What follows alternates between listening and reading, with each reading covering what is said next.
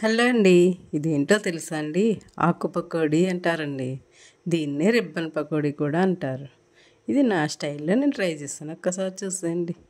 దీనికోసం నేను ఒక బౌల్ తీసుకుని ఒక కప్పుడు శనగపిండి, ఒక కప్పుడు బియ్యపిండి తీసుకున్నానండి. ఆ రెండు కూడా జల్లెడ పట్టించేస్తున్నాను.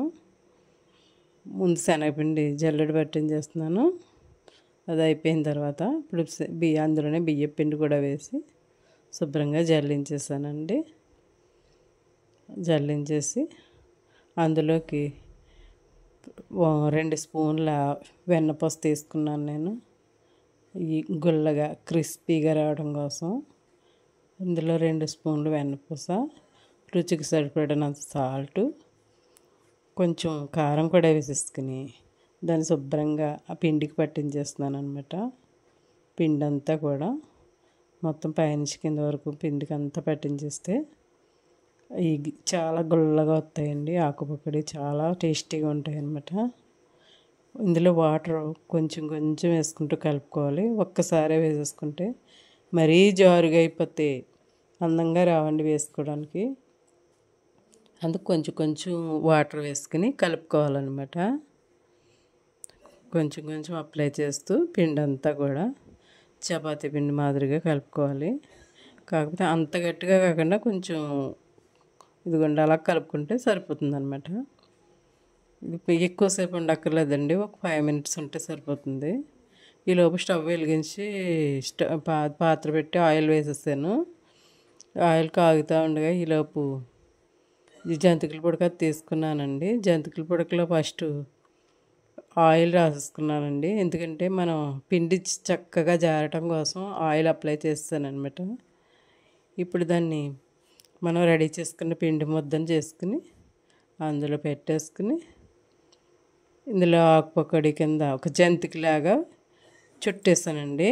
ఆ నూనెలోని నూనె కాగుతూ ఉండాలన్నమాట. ఆ కాగేటప్పుడు మనం జంతిక మాదిరిగా మూకుడంతా చుట్టేసుకుంటే అదిగో చూసారా, మనకు చక్కని ఆకు పకోడీ రెడీ అయిపోయింది. దాన్ని చాలామంది రిబ్బన్ పకోడీ అని కూడా అంటారు. అది తీసేసి పక్కన పెట్టి మళ్ళీ సేమ్ అలాగే మళ్ళీ వేసాను. దాన్ని స్టవ్ మట్టుకి మీడియం ఫ్లేమ్లోనే ఉండాలండి.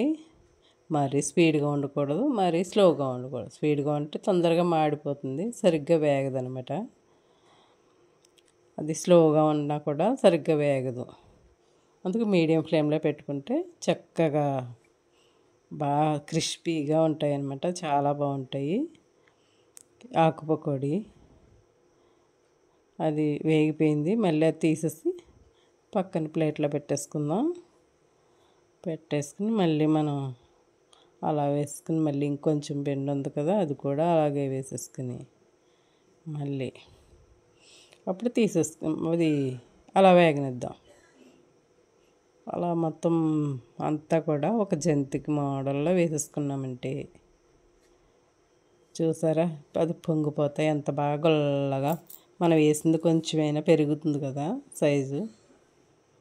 ఆకు పకోడీ ఇంట్లోనే ఈజీగా ఇలా తయారు చేసుకోవచ్చు అనమాట. ఈ వీడియో చూసి మీరు కూడా ఇంట్లోనే రెడీ చేసేసుకోండి టేస్టీ టేస్టీ ఆకు పకోడీ. నా వీడియో నచ్చితే లైక్ చేయండి, షేర్ చేయండి, సబ్స్క్రైబ్ చేయండి. మీరు కూడా టేస్టీ టేస్టీ ఆకు పకోడీ, అదేనండి రిబ్బన్ పకోడీ, ఇంట్లోనే ఈజీగా రెడీ చేసేసుకోండి. నేను అది అయిపోయిన తర్వాత కొంచెం కరివేపాకు తీసుకుని ఇదే ఆయిల్లో వేస్తున్నానండి.